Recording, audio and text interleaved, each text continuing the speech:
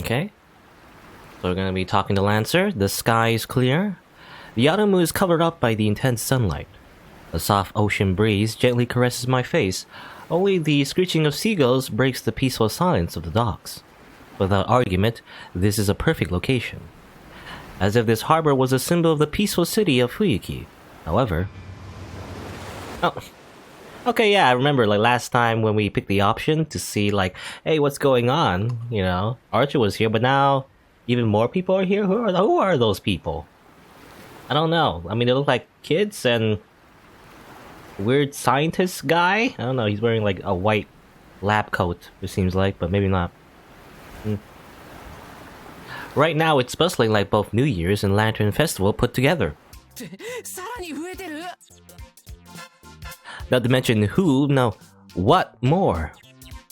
This silhouette, waving his high-grade rod like a big catch banner, is without a trace of doubt. Actually, when I think about it, there's like goat stuff there. And his hair...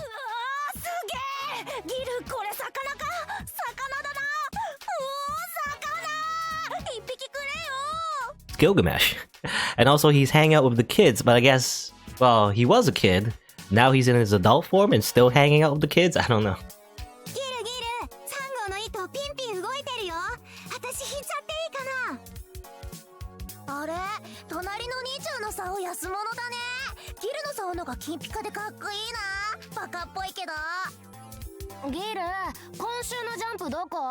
Shonen Jump? すごいいっぱい釣れてるねえギル後ろのお兄ちゃんに魚投げていいははは想像しいぞ雑種ども周りのオケラどもに迷惑であろう Okay, so I was wondering what those, like, weird, like, golden light things were. I thought they were, like, shiny particles. But, no, they're fishing rods. Actually.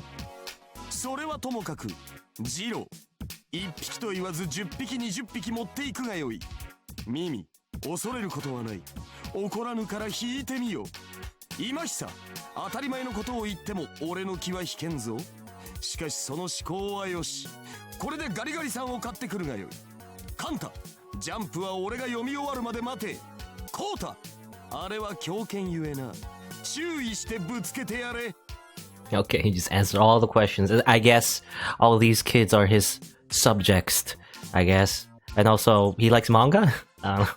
Likes reading Jump. Got it. I guess that's the children's hero?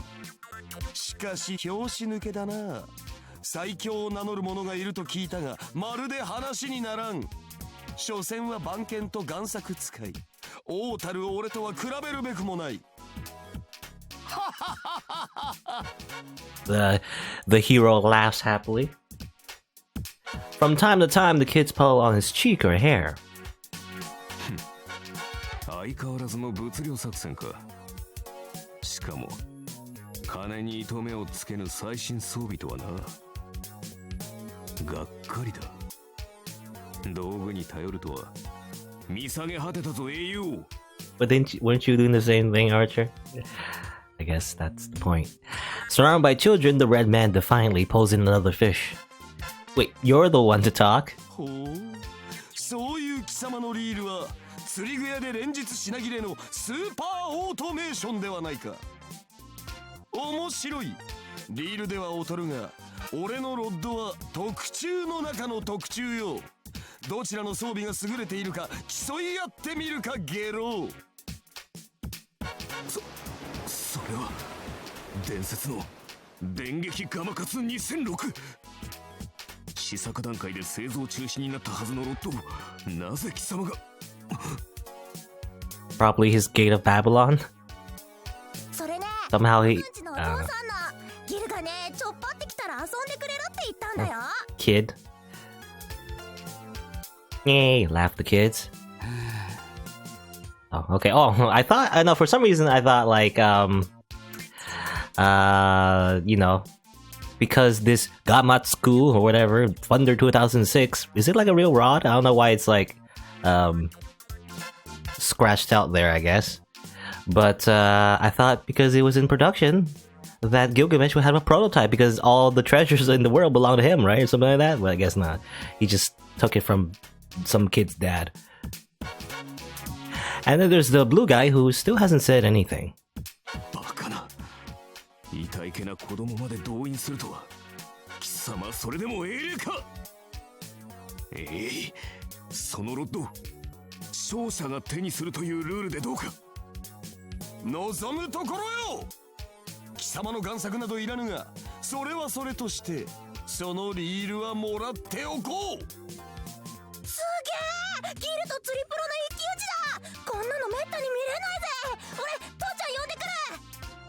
負けるな、やっつけろ。頑張れ赤い人。カワハギとか稲田じゃなくてカレーつってよ、カレー。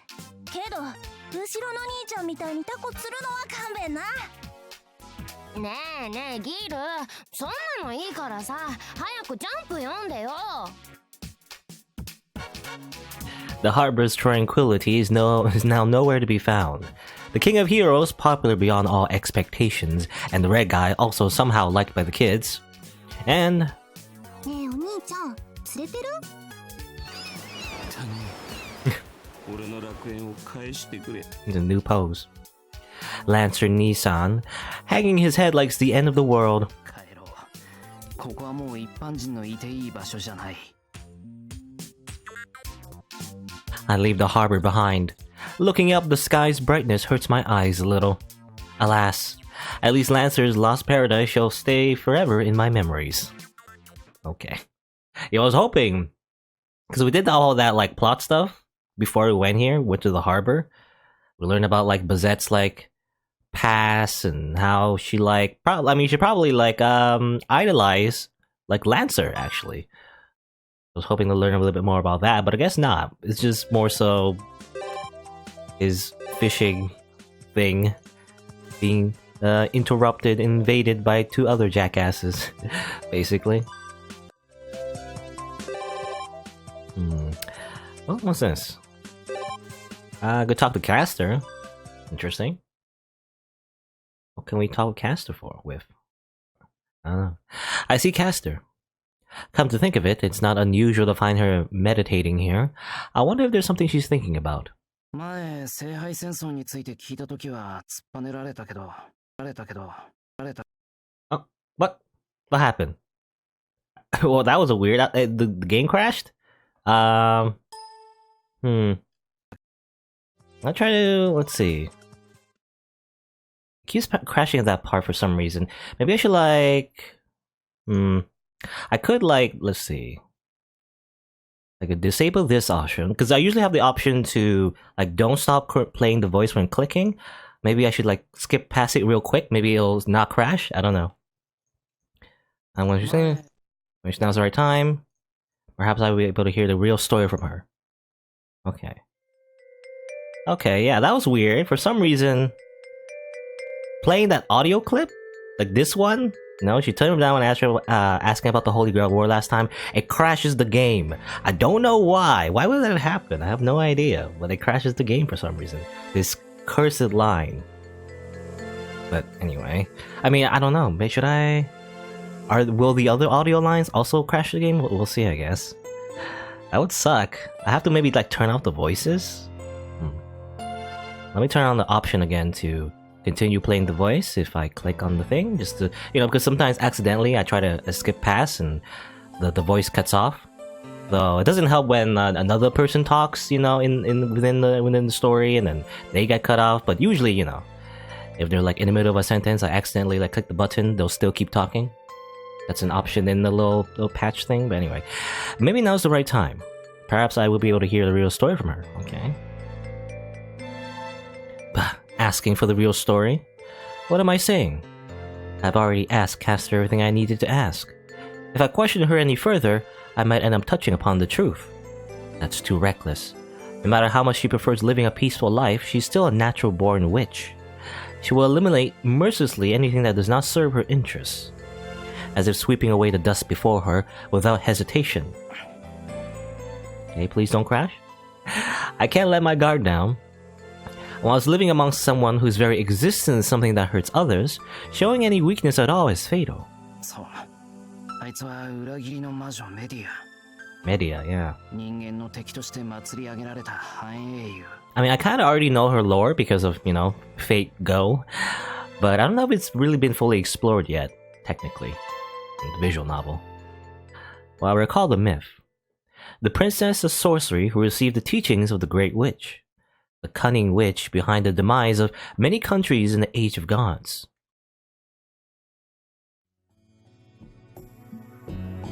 Hawaii. Princess Medea. The daughter of, I don't know how you say that, Aeetes? The king of Colchis, the edge of the east of the Greek world on the eastern coast of the Black Sea. A sorceress who received the teachings of Hecate. What do I say? Hecate or Hecate? Hecate? I don't know. Hecate, maybe. Hecate, goddess of magic. A princess who led a sheltered life as a king's daughter. The innocent princess who was raised unbeknownst of the outside world was plenty content with just that. She neither wanted wings to set herself free, nor did she long for the vast outside world. She loved the country she was raised in, and was satisfied with living her whole life in the mountains. However, with the arrival of heroes seeking glory, the girl's hopes were shattered. The captain of the Argo appeared from the outside world. Jason, the hero who arrived seeking the treasure of Colchis, the Golden Fleece, will cause Medea to betray her country. Jason and the Argonauts. It was because the goddess aiding Jason, Aphrodite, put a curse on Medea which caused her to fall blindly in love with him. Medea betrayed her father, gave the Golden Fleece to Jason, and escaped Colchis with Jason, now her husband. Even as the king of Colchis pursued the Argo and reclaimed his daughter, the cursed Medea used magic to tear apart her brother, who accompanied them into pieces and scattered them across the sea. Sounds painful. Grieving, the king collected his dead son's remains, and Jason and the company used the opportunity to put Colchis behind them. Like this, the foreign invaders shook off their pursuers. However, it is said that the disquieting atmosphere on the Argo did not fade. The princess who presented her homeland's treasure to the man, the woman who went as far as to kill her own brother for the man she loved. The heroes on the boat unanimously castigated the girl who was the princess of Colchis. As regarding something disgusting and filthy, the heroes avoided the girl. Fortunately for Medea, whose heart was bound by the goddess's curse, she saw their condemning gaze as no different than a mere sea breeze. She was content with hearing only Jason's words. And this Jason sounds like an asshole. I'm sorry, but you've done well, Medea. That's right. So long as she could hear such words from the man she loved, she could endure the hero's disdain. The regret of abandoning her country, the sinful betrayal towards her father, the punishment of murdering her own brother were all things she could withstand, and yet not once did she hear such warm words from her husband. Now, Jason and Argonauts, I actually don't know much about. I mean, I assume they're a Greek myth, right? Jason and Argonauts. It's funny how Jason. I don't know. Jason's such a modern name now. A lot of people just have the word. The name is just Jason, so it's weird that you have like Medea, Hercules, these like Greek names, but then there's Jason. I don't know. The return voyage ended without the slightest problem. Jason made the foreign princess his wife, and returned triumphantly to his own country of, how you say that? Iolcos, with the promised golden fleece in hand. But away there was the death of his parents, and the annulment of the promise. Once the golden fleece is returned, thy throne shall be recognized. Peleus, the king of Iolcos, who promised this to Jason, cowardly laughed it off as a simple play of words. Fueled by rage, Jason commanded his betrothed. He's a cowardly usurper. Kill King Peleus! Okay, she kills again.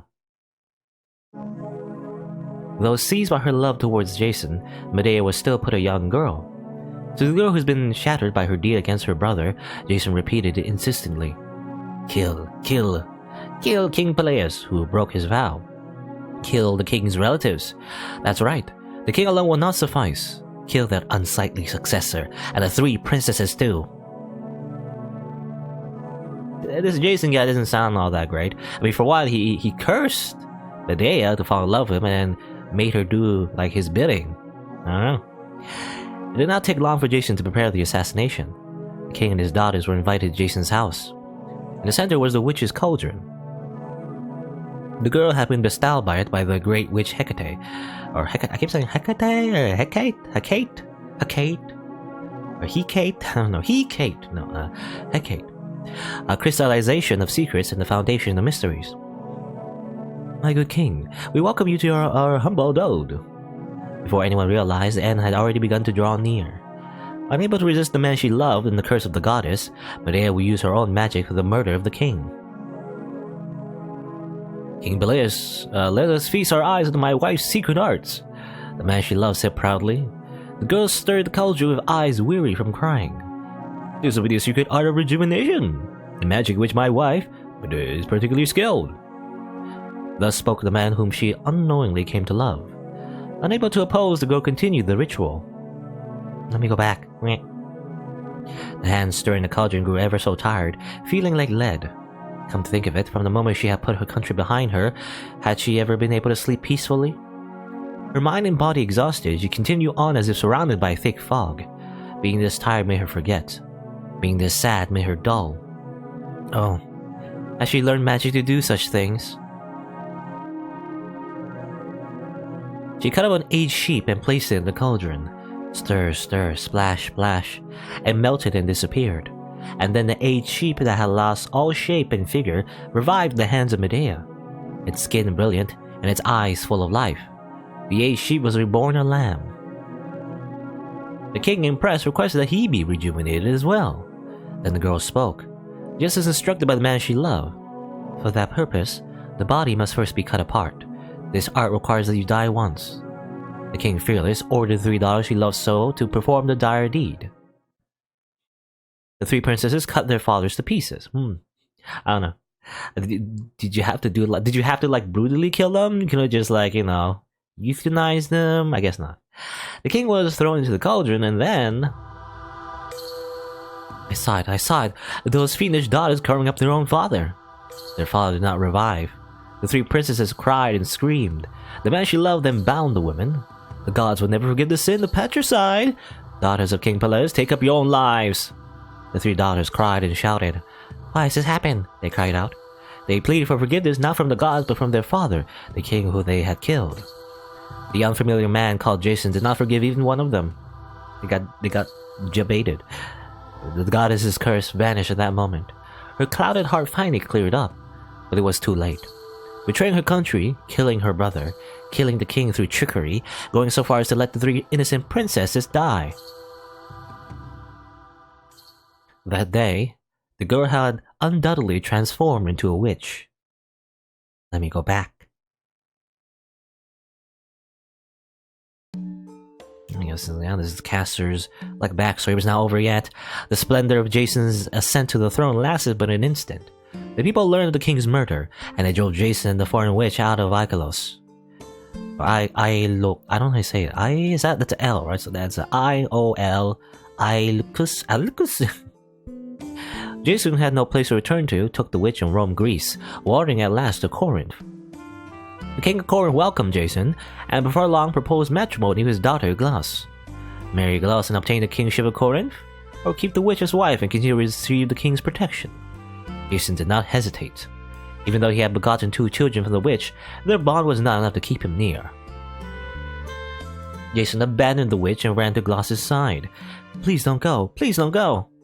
I threw aside my home and country for you. I gave up everything for you. Have pity. If not for me, then for the children, I beg of you. To the witch who clung tearfully, the man said, What are you trying to say? Was it not your fault I lost my country? You terrible foreign witch. I never loved you even once. Before she knew it, home was too far. All hopes lost, she stepped onto foreign soil. Let me go back. I guess she wants to go back home, but... And so, at the end of a long journey, her only desire was born. But how could it be granted? Everything was but a dream of paradise. The girl became a hideous witch.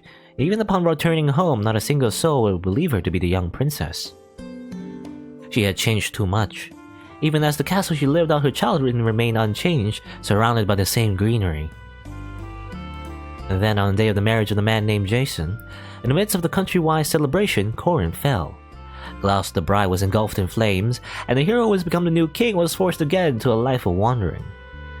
The tale that followed was no longer part of the legend. It is said the young man who led the heroes as the captain of Argo, while pondering the wreckage of the ship, was crushed to death by its fallen stem post. And that the girl who he brought home with him became a witch and continued to wander the lands of Greece. Even now she gazes upon yonder from the ashen shore, the many sins she had accumulated. Let me go back. And the many dreams she had left behind. Though she knew those wishes would never be granted. I want to return to my country before I die. As though in atonement, the woman continued to hope.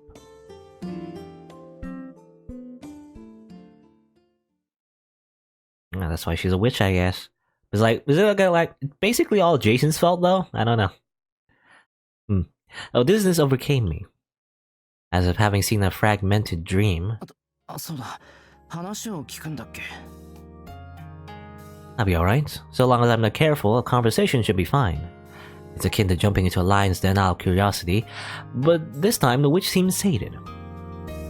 Surely she'd overlook an unpleasant question or two to kill some time, or maybe she'll kill you, I don't know. また来たの？何のつもりか知らないけど勇敢ね。私が一人でいる時がどんなに危険か分かっているでしょう。Just as she says herself, being near Castle when there's no one else around is unquestionably dangerous. The real hazard is not the fact that she can use magic without the concern of prying eyes, but the fact that she cannot control her emotions while not under the scrutiny of others. Once Castor snaps, there's no way to stop her. She'll cut you up and put you in a cauldron. She may act like a calm witch if an outsider were present, but when left alone, her feelings run wild. Well, people do call that being emotionally stable or delusional. ちょっと気になることがあって。今は機嫌が良さそうだから、今のうちに聞いておこうと思ったんだよ。The atmosphere grows ever so slightly heavier. I guess she's already figured out what it might be about. 何かしら、あまりいい話ではなさそうだけど。ただの質問。長居するのも恐ろしいし、サクッと聞くけどさ。あんたがこの状況を解決する気がないのは分かってる。それに関してはどうこう言う気はない。ただ、一つだけ知りたくなったんだ。あんたほどの魔術師なら、この4日間のことなんて簡単に調べがつく。なら本当の話、あんたは本当のことを知ってるんじゃないのかって。面白いことを言うのね。私が全てのからくりを知っていると？A broad grin spreads across her face. It's the polar opposite of her smile from before. A smile that carries an unmistakable omen of death. 残念ながら外れよ坊や。確かに初めは手を尽くして危うく天をつかみそうになったわ。けど今の私はその一歩手前。ほら、お遊戯は全てを知れば終わってしまうでしょ。だから解明するのはやめて、その前に手を離したのよ。やめておいたね。そりゃ同じことだろ。結局知ってるようなもんじゃないか。ええ。でもまだ誰にも教えてはいないわ。犯人を当ててしまったら事件はおしまいですもの。この犯人は何もできないし、無理に捕まえる義理もないですからね。なるほど。犠牲者は出ないから感染してるってわけか。そういえば割と受け身だよな、あんたって。じゃあ今回もずっと傍観してくれるのか？私から手を出す気はないと言ったでしょ。でも最後の時になったらそう言ってはいられないでしょうね。終わるというのなら私も黙ってはいない。私じゃなくて私のマスターがだけど。Well, it's the same thing in the end, sighs Caster. She may be known as a treacherous witch, but her obedience to her master, Kuzuki Soichiro, is absolute and unwavering. A strange kind of a coincidence that she's, obedient to, like, a person and everything, similar to her past, but at least I guess Kuzuki's not super evil, maybe. Like, I want you to murder people. Well, you could say she's head over heels for him. He seems to think that she's not been found out yet, but it's a well-known fact to everyone aside from Kuzuki and Caster. I thought Kuzuki knows, though, I don't know. The moment Kuzuki Soichiro says assist me, to Caster, she would obey regardless of what it was. あんたとしては続けたいけど、久月先生が解決すると言ったら手伝うってこと？そうよ。犯人の邪魔はしないけど、協力もしない。いえ、できないのよ。終わる終わらないは私ではどうにもならないことですからね。わかる？だからあなたは目障りなの。続けたいって言うなら飽きるまで続けさせればいいのに、自分から邪魔しようとしているんだもの。ほんと、何度あなたを殺してやろうと思ったか。一応聞いておくけど、今の冗談？あら、私が冗談を口にできる女かどうか、あなたは知ってるんじゃなくてMy back freezes twice over. I knew it wasn't a good idea to stay here for long. あんたはとことん傍観者だってことは分かったよ。この話はこれっきりにしたいところだけど、どうして殺さなかったんだ？一度ぐらいはいいだろうに。Just once would have been fine? What does that mean? Just kill me once, that's fine. Well, no, not really. Since this caster we're talking about, you think she'd lose it and skewer me at least once already? どうしても何も。マスターが一度もそれを望まなかったからに決まっているでしょ。She declares flatly. I smiled at her graciousness. そうか。そうだったな。最後にもう一つ聞いとくわ。仮に久月総一郎がこの異常に気づいたらどうすると思う？解決しようとするかな？それともこのまま放っておこうとするかな？なあ、本当の話、あんたらはどうなんだろう？ For an instant, the air is completely frozen. I could have died 4 times within 3 seconds. Caster restrained the magical energy that could kill me with just a glance. 解決するわ。総一郎の善悪は坊やとは違うけど、あの人は自分が間違っていると感じたことは正す人だから。Her answer has a shadow of sadness to it. そっか。あんたのマスターは俺に似てるんだな。I say that to myself in reverence, as I let out the melancholy that had built up in my chest. 違うわね。あなたが総一郎に似ているの。Her reply echoes her pride. ああ、じゃあこの辺で。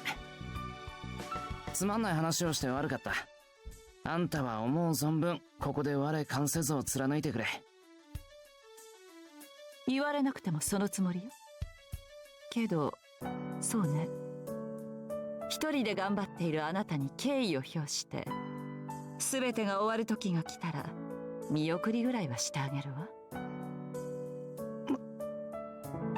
I'm dumbfounded. Her words leave me speechless. 何ですかその顔は。私の言っていることがわからない？私は最後の時になったら。分かってる。手伝ってやるって言ったんだよな。お世辞抜きで頼りにするよ。あんたたちに手伝ってもらえるのはもしかしたら一番の励みになるかもしれない。I leave Caster's garden. She fixes her robe and sees me off. What an unpleasant subject. Even though she was in such a good mood. Oh, blood? Okay. There was just one moment where she looked like her past ominous self. 本当の話、あんたらはどうなんだろう？ Okay, or like Caster's perspective, I think? the boy who said that is already leaving. Or the boya, I guess. He says it boya, right? Boya. The witch conceals her body with a black robe and, rather than disappearing, stands completely still. Someone who is like someone. Someone who is alike to someone. I see. Your master's like me. The present that's like reality. The illusion that resembles reality. That's wrong. It is you who is like my master.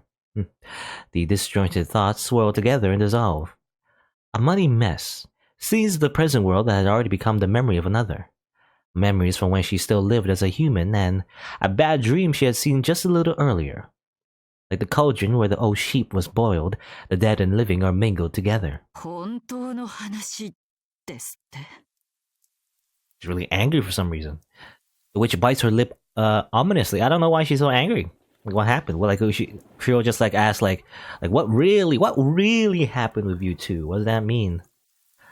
Well, perhaps an evening shower. Thunder can be heard in the distance. The sound of rain. The sound of rain hitting the trees evokes a vision of the scene where they first met. Even if she gives into frustration, only one thing comes to her mind. That day. The dried out palms of the man that grasps the hand of the foolish woman who had never been chosen by anyone. Rain is falling. She looks down briefly, only to see that the hand is covered in blood. Straining her ears, she could hear ragged breathing. A body frozen like ice, and her head frighteningly blank. Rain? It's rain. Body threatening to vanish, her reason threatening to collapse. The sky she looks up at is high. She calls for help and receives none, and the fading body grows ever colder. Oh, but tonight is different. Her magical energy is running out. There are few spells at her disposal, and none to secure a vanishing life with. No, to begin with. Because the night when the cold rain fell was warmer and filled with light. His death was nearly instant. Okay. This is the story of one man. It begins about 25 years back. Okay, that was weird, and that was rain, I guess. I assume... I don't remember. Was it like, explained? Like how, like, Soichiro and Castor met? I think it was in Unlimited Blade Works, I'm not sure. Maybe. Anyway. But now we're, like, going to another story. Someone 25 years back? The story of a lethal weapon that was tempered for nearly as long as he lived. He did not know what that group was right until the very end. In the middle of secluded mountains, amidst a community that gathered and lived together like mountain ascetics, he came into existence. Without parents or siblings, he was born as a child with no connections whatsoever. It might be more accurate to call it an emergence rather than a birth. The baby grew up in the midst of that gathering. Fortunately, he was pure. Even though that wasn't much of a place for living, even though that probably wasn't how people lived. He who knew not of the outside world accepted that gathering. 20 years since then, he did not leave his allotted 10 square meters of the forest and continued to temper the one technique he has bestowed with. Or he was bestowed with. Around the age of 10, he was told that the community was a factory. Okay? A place where the necessities of daily life are mass-produced through the work of many. Since he had no experience in creating things, he didn't have to wonder which side he was on. He had no objection to the fact that he was a daily necessity. Instead, you could probably say he was relieved. It would have been strange otherwise. All day long, he single-mindedly repeated the same steps. No need for variety, just perfect this one action, said the asterisk. That's the same as being a tool. They consented to the fact that they were tools being used by total strangers and further polished their function. To put it another way, those unable to come to terms were grief-stricken, became unable to keep up with their daily work and disappeared even from the memories of the tools. It was shortly after that he guessed his own function. Extra knowledge was driven into them for when the time came. Daily necessities though they may be, they had become pseudo-humans to manifest their function. The knowledge necessary to function as a human. While considered an access, it was rare for them to be used without that knowledge. Though it seemed the asterisk were against including extra functions, it was something unavoidable. To him and to the Blair, it was no doubt an agonizing decision. Knowledge that he hadn't been taught until then, things that are common knowledge for a human, things that make him inconsistent if learned. It was only dead weight to slow him down. However, thanks to that knowledge, he learned the name of his function. Murderer. He was learning to be a murderer. To be detected by no one, to kill the victim before they're even aware of it, that was the function expected of him. Being a fast learner, he left his 10 square meters of forest and came to serve more frequently at the blah blah blah court. But even that happened only once a month or so.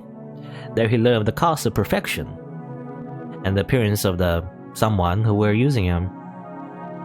Excuse me. I felt that coming on. You know, I don't even have a mute button,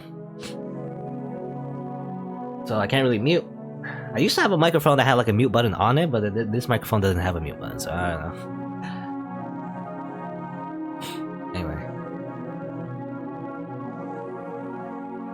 The court was an immaculately clean place. Yes. The building where demons were said to live. The place rumored to be a hellish pandemonium? How you say it? Pandemonium? Hellish pandemonium. Hellish pandemonium. Why? It's a weird word. Pandemonium.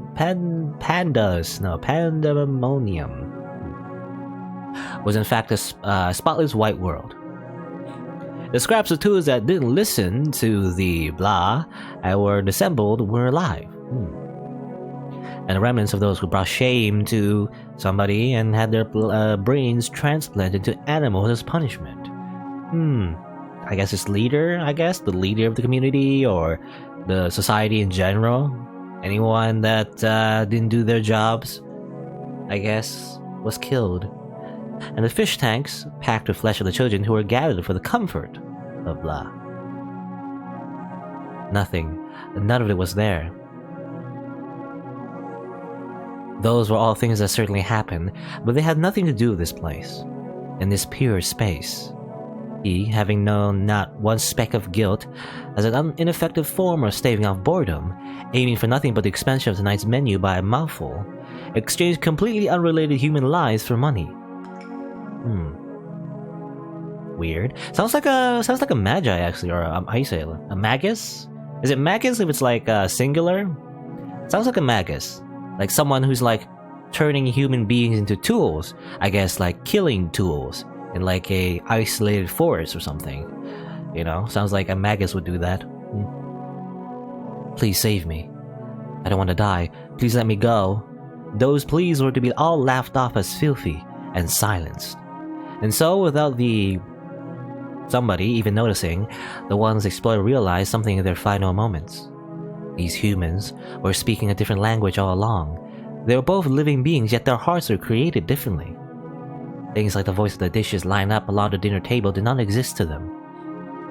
To Blair, the voice of other humans would never in a lifetime reach them. This is not a matter limited to just their court, thus said the ones who oversaw him.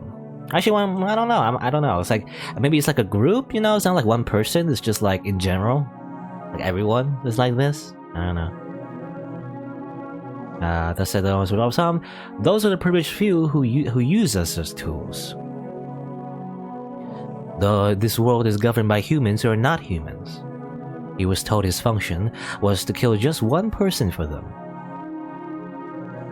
He didn't think that was evil. Mentally, he was already perfect. His morality was bred for the convenience of the magic association, maybe? I don't know. To him, murder was not evil. If anything was evil, then it was actions that was not logical. Because I was thinking, like, maybe all these people... I guess you can get the point. They're assassins, right? They're like secret assassins in a secret part of the world, you know? Always for the convenience. It's asterisk. Either it's a person, or it's the group in general, the secret society, or maybe it's some other, like, organization, or I don't know. Or maybe it's the person we're talking about right now? I'm not sure. I don't think it is. The logic of a tool. The logic of existence.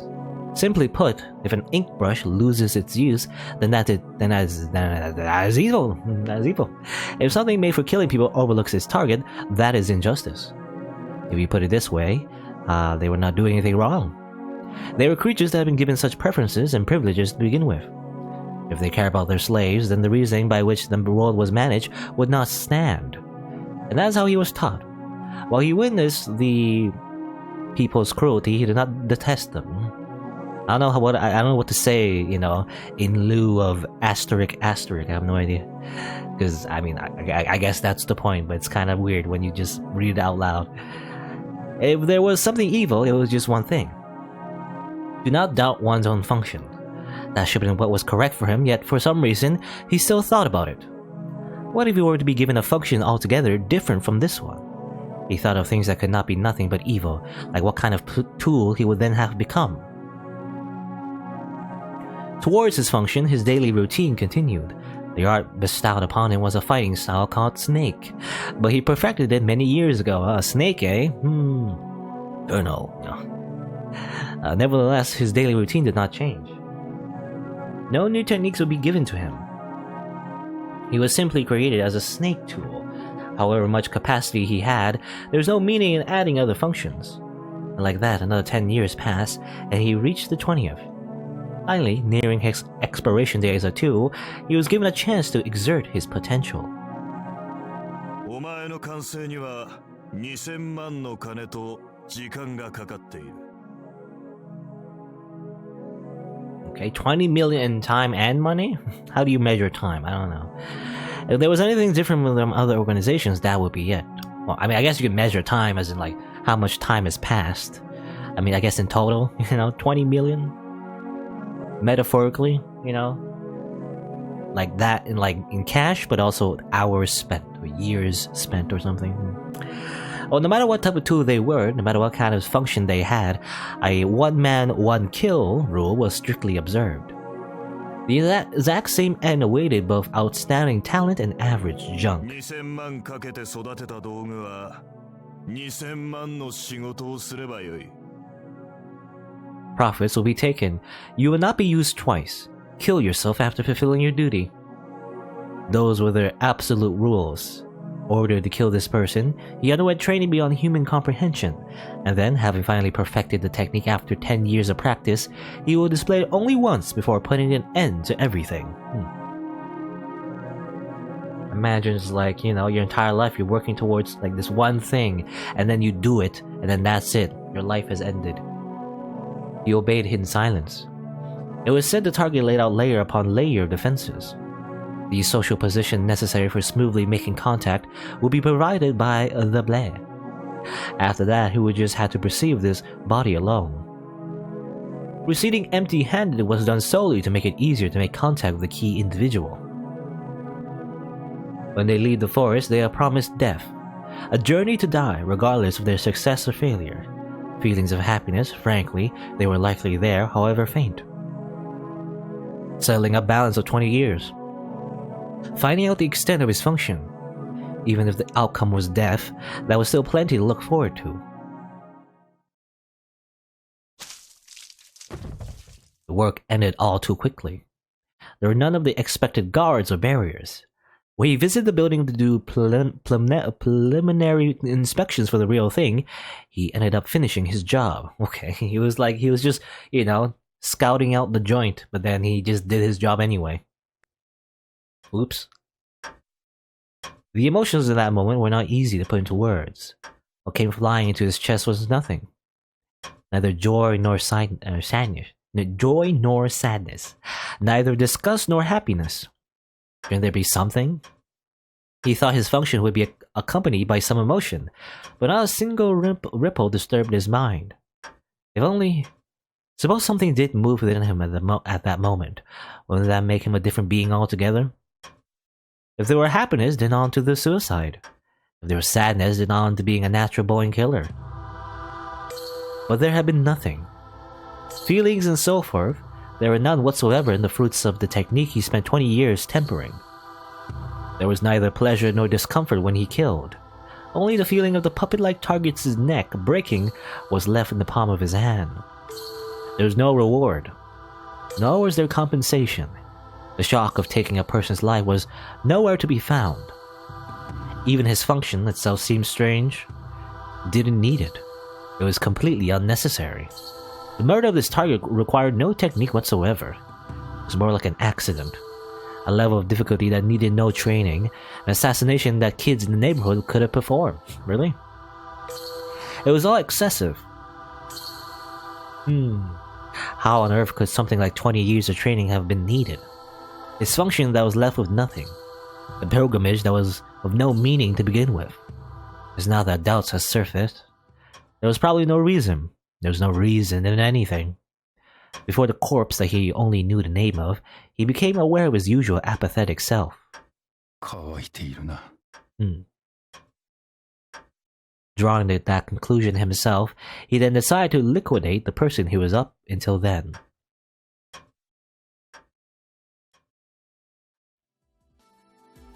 He did not commit suicide, but instead withdrew from the gathering and became independent. You can just do that? You know, I thought the whole point was that you had to commit suicide, otherwise they'll come after you or something, I don't know. Well, he did not even think about the option of going underground and hiding himself. He quite naturally moved to a faraway town and used the social position that was given to him for fulfilling his function. The personality prepared for him was one of a teacher, but he was able to master the basic knowledge and skills somehow. He just winged it, I guess. And well, he's a teacher, so I mean, I think that was Kuzuki. I think that's his whole deal. That's his whole backstory. Somehow we just got his whole backstory out of nowhere. You know, the snake style, you know, I guess he was like trained to be an assassin and everything. But then after he killed, he just went somewhere else. He just like, whatever. I don't know. He had no difficulty adjusting to his new role, his completely different life. But there was just one trivial matter bothering him. Like a small thorn stuck in the recesses of his mind. He did not realize what that strange feeling was until the very end. Life that he did not assume would continue for more than half a year, in fact, has continued for 5 years.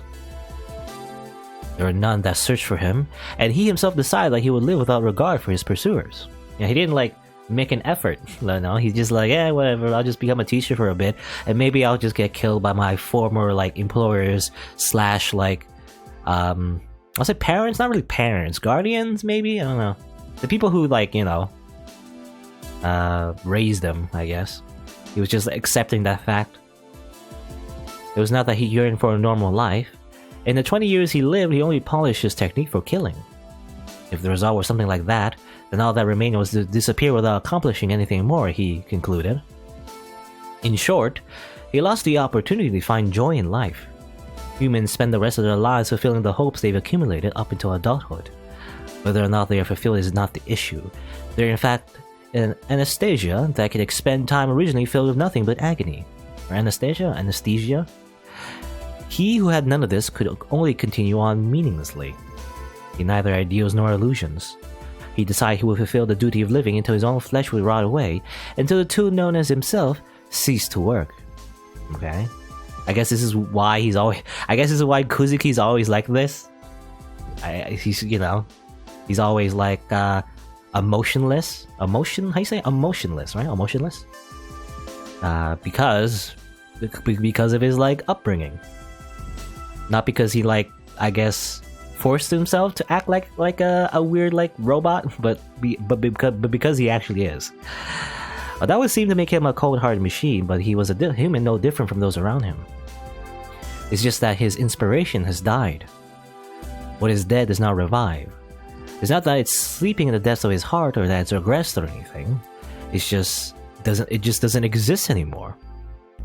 No matter how human-like a life he tries to live, he will never in his life feel inspiration. He never thought it'd be to be painful, and the people around him assumed he was strong too. There's nothing wrong with that assumption. But he did make an effort to rot away meaninglessly like this. With his dead heart, he walked the path of hell and endeavored to live among humans. You know, it's interesting, okay? Because Kuzuki's kind of like a, because I imagine if he was diagnosed, he was like a sociopath, right?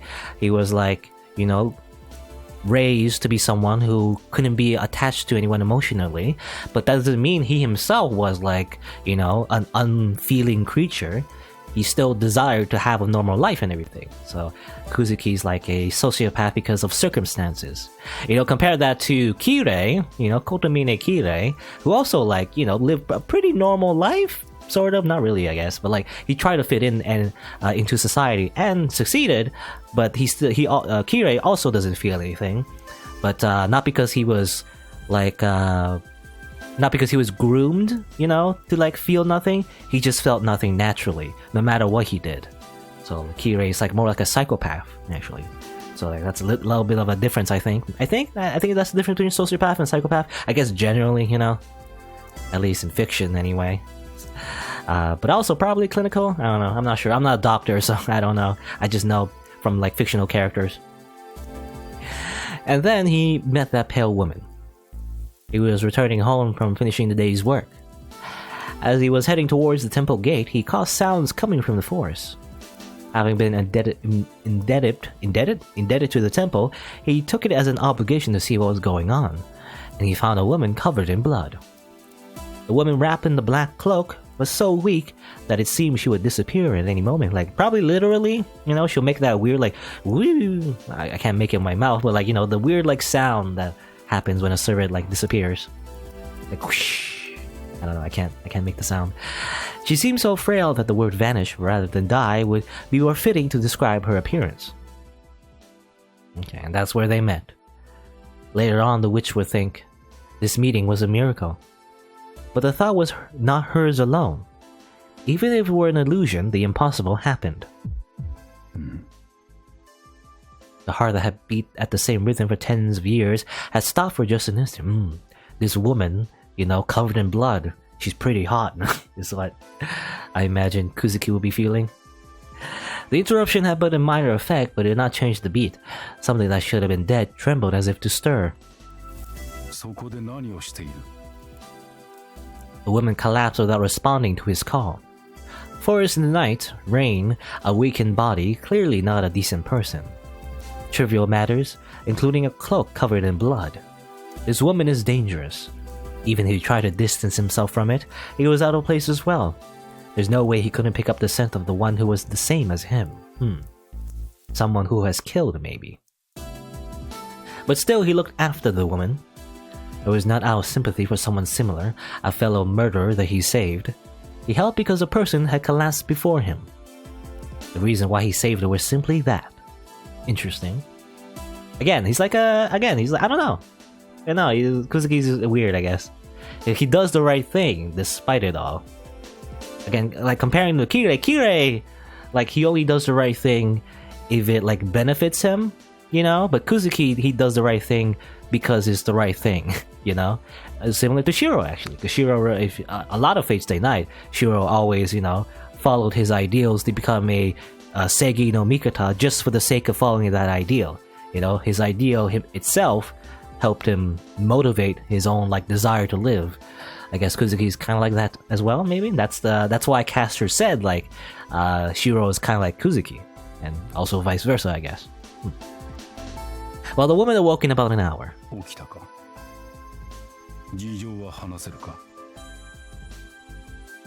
The woman stared at him, dazed. There was neither bewilderment nor delight. She looked as if her despair of being alive had turned to tears and were about to spill forth.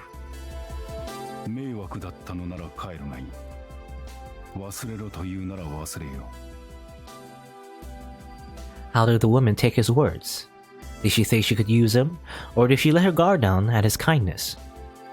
The woman divulged her background, and he all too quickly accepted her rather peculiar identity. Okay, she explained that she was a servant. There's a Holy Grail war. That's hard to believe, but I guess, well, Kuzuki's story is kind of hard to believe as well, even though it's kind of his whole assassination background. It's not like magic. Oh, as far as we know, maybe. Again, Magi might have been involved though. I'm not sure. This is secret society of assassins. Maybe a magus was involved. I don't know. Well. He embraced the woman and also acknowledged participation in the killings known as the Holy Grail War. Of course, the witch was probably surprised too. The woman's condition was, although slightly, improving. Because while she gloated that she could have, the moment she were rejected, used magic to control his heart, her vow schemes were undone with just a single statement. It's not that he consented to her out of fear, or that he was interested in the Holy Grail. He cooperated with the woman because she had asked for his help. He was a man who saw no evil in murder to begin with. He had no reluctance to become a master. However, the truth is that he cooperated to distance himself from the past. If you assume there was a moment of disconnection, then this will be it. He did not realize why he had abandoned the life he had worked for until now and taken up the woman's cause. 極力今の生活を乱さないようにしろ。手が欲しい時は言え。This was his policy. He has no desires. It was just that the woman he saved wants something called the Holy Grail. If he fights, then it's not for the Holy Grail, but for the woman. Since he promised to aid and cooperate, lending his strength to the woman is a natural obligation. To him, the Holy Grail war was an abnormality, but it was not a wrongdoing. Because to him, evil is defined as something that negates his established function. And so he became the master of Caster. It rhymes. He was a master without command spells, but he obeyed his words. Or she obeyed his words, rather. He knew nothing like magic to begin with. She only used him to stay in this world, and planned to treat him as a puppet. And he himself did not participate in the Holy Grail War. Rather, he left the fighting to the woman. If there ever was a chance that he would reject her, it would only happen if she denied the Holy Grail War to begin with. As the user and the used, their relationship was perfect. I want to go back. Yet for the same reason, they did not mesh together as human beings. The more the woman began to change her mind, the more of a reason he had to abandon being a master. The more he experienced her character, the more he broke down as a tool. That sense of nostalgia. He who had no place to return to begin with could not possibly understand it. No, it was an emotion he should not have understood. Oh yeah, I guess this is like implying that Kuzuki was starting to remember, past memories of Medea. Well, not remember, but like, he started to like experience those memories. Similar to how Shirou experienced memories of like Saber and everything. I guess it's just a phenomena that all masters tend to have. They start to like glance a peek of their servants like past. Oh, that was weird.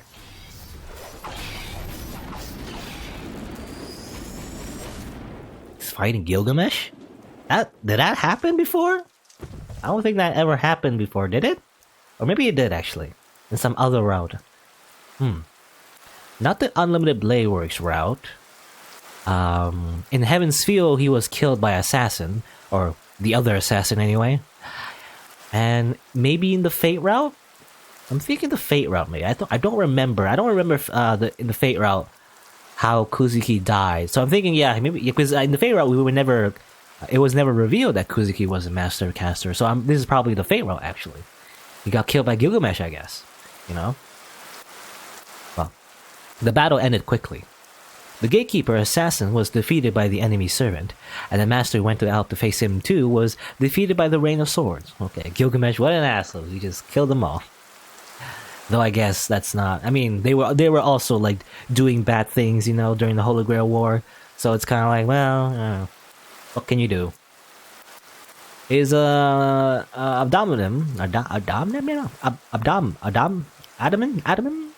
Why can't I say that word? His abs, basically, was cruelly torn apart. The arms he spent over 20 years tempering vanished below his shoulders. Yeah, I imagine this like snake style, even when he's powered up by Castor's magic, probably wouldn't do much if Gilgamesh is just throwing stuff at him from a distance. Can't really do much in that case.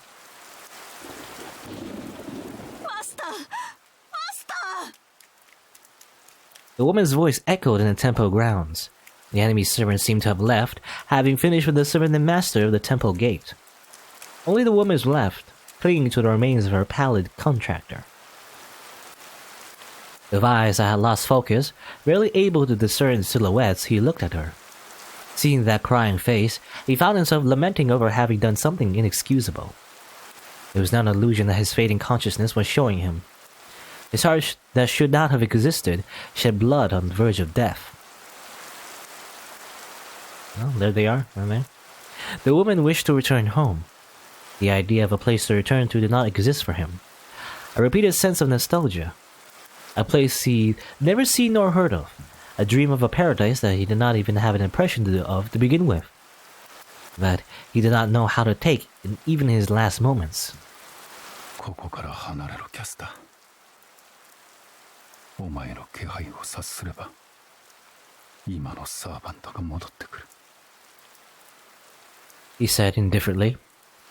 Condition of his body inside, it was a miracle that his spirit was still in good health. Perhaps it was the result of his long days of training. Until the moment his brain stopped working, his mind was clear. 何を言うのです。気を確かに必ず直します。あなたを死なせはしません、マスター。The woman did not leave. It was a bit illogical. Of course, losing a master to Anchor is a serious blow, but not to extent that would result in death. In fact, she already lost one before. Considering the possibility of being attacked by the same servant again, it would have been best to leave as quickly as possible and search for another master. 見くびらないで。私は魔女です。死にかけの人間の一人や二人、簡単に作られる。Oh yeah, didn't you revive an old lamb or something? Or old sheep? You can do that with Kuzuki, right? Can you? Or maybe that was a trick, maybe, because I'm thinking maybe she didn't actually use magic, when she did the whole lamb trick, the revitalized trick or whatever. She simply swapped the animals, maybe. I don't know. A miracle would not happen. The magical energy stockpiled in Ryudo Temple had been destroyed by the enemy servant, and the injuries were inflicted with a mortality curse by their noble phantasm. こんなの何度だってやってきたことなんだから。失敗なんてしない。失敗なんてしない。失敗なんてしない。こんな簡単な治療、手こずったことなんて一度もない。Now, why it's funny how she's saying that, but she's very desperate and panicking. Whilst crying, the woman recited magic as if apologizing. But it was no use. Even the divine words she spoke had lost their usual power. The woman's face was filled with more sadness with each passing moment.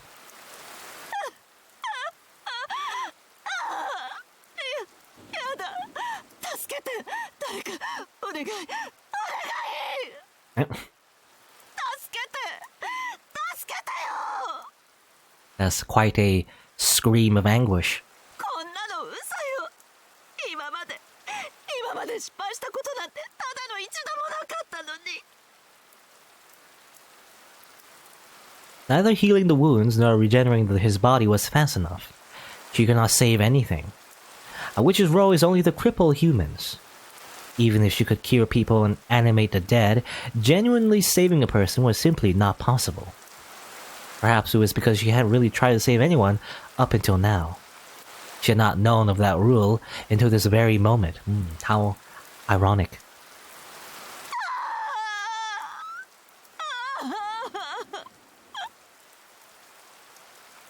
Magic did not work. She called for help, but no aid ever came. The sky she looked up at was high, and she could not stop his failing body temperature.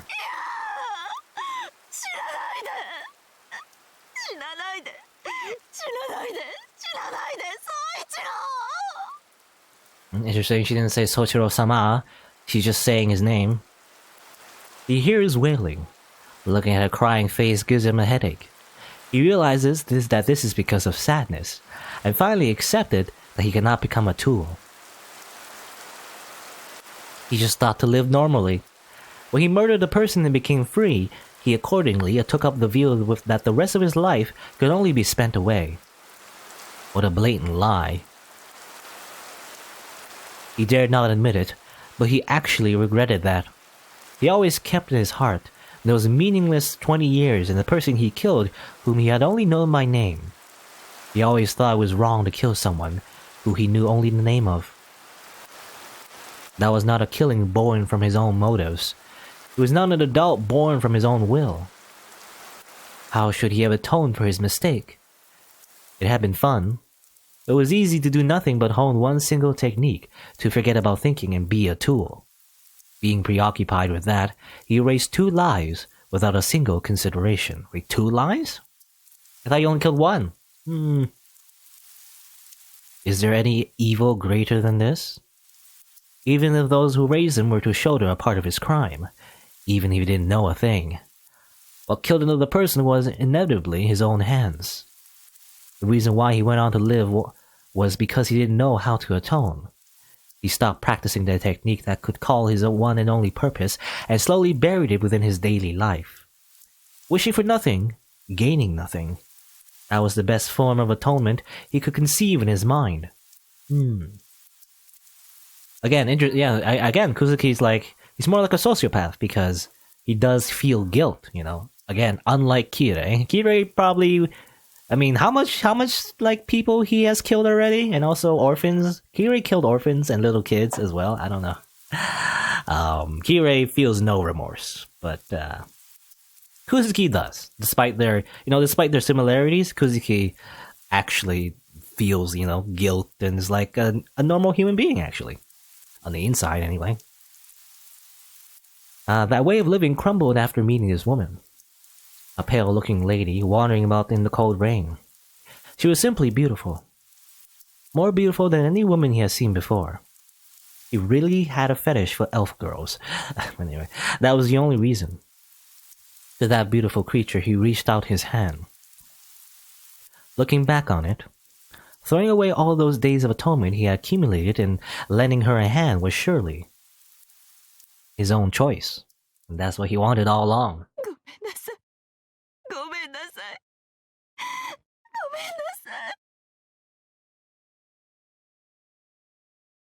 The woman's voice had turned into a cry.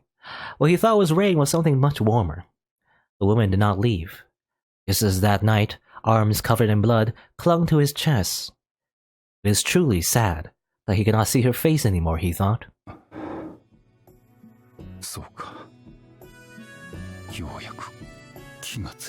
Okay, time to as he's dying, time to go through 5 million paragraphs as his dying breath.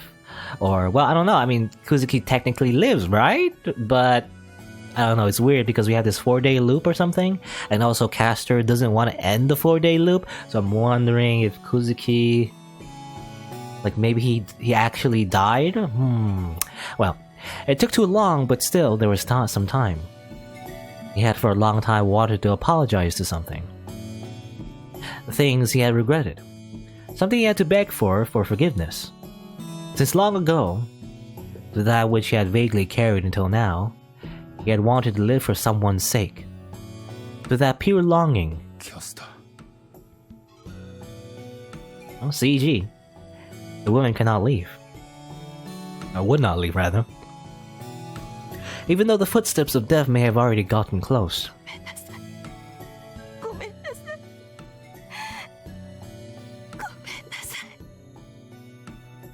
It seems the apology was directed at himself. That is enough. He could no longer apologize when in exchange this woman had done it for him. Only one concern remained. He had to release this beautiful bird back to where it came from.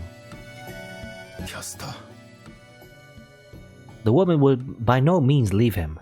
When he could no longer see anything in the interval when he would allow for everything.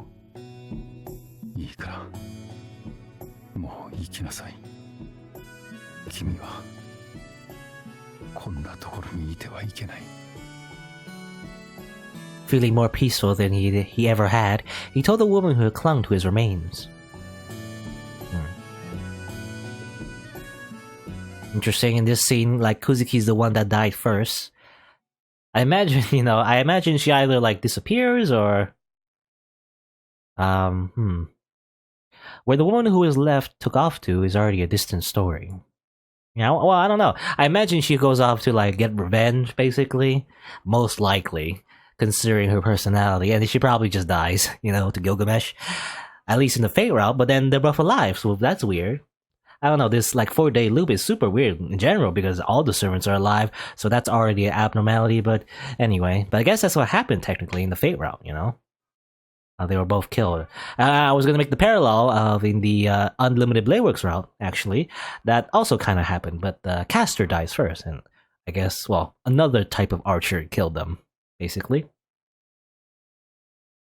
Caster was the one that died first, and then Kuzuki, you know, died later. In fact, that's probably what happened, actually. It's like a parallel, again. Caster dies first, Kuzuki tried to get revenge, but then he dies in the process. You know, he didn't really care about, you know, actually getting revenge, but he just wanted to do it anyway. And that's probably what Caster does in the Fate route, too. This is the story. The woman was not what he thought her to be. The conclusion was not one he had hoped for. The story of the fallen killer and the witch ends here. If there was any salvation, it was in the brief instant after they had met. The life that lasted less than a month was filled with many times more humanity and tranquility than what had existed up until then.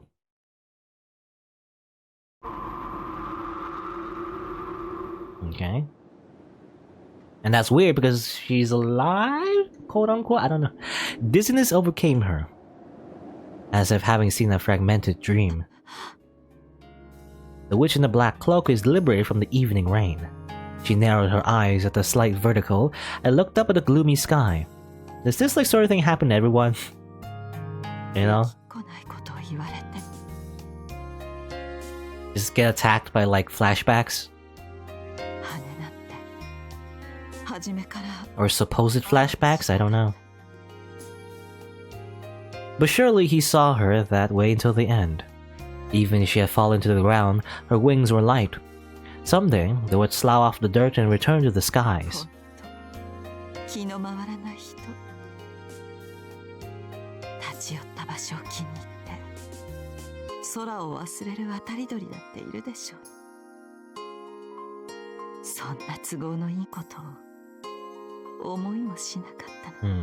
Well, if I had to guess, you know, Kuzuki, having seen the dreams of Caster's past, always assumed that Caster would always want to go home. Basically, yeah, that's the idea anyway. You know, she wants to go back, she wants to go home, you know, everything.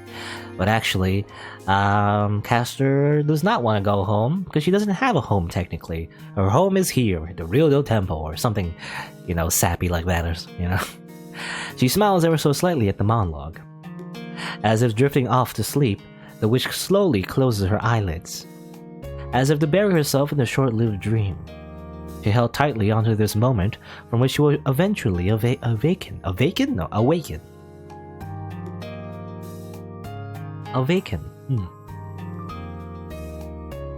This is yet another fragment. A fragment that has already passed on, broken into pieces, and after faltering for a brief moment within the heart of the bearer, ceases to resist and simply flows away. So that with only the mind,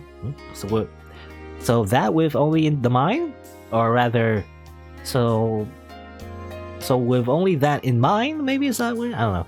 She could not exist. And with only the body, or rather, okay, so that with only the mind, she could not exist.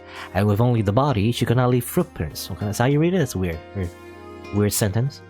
At the very least, the spring that did not come could be admired, unbeknownst to others, as this paradise of a town.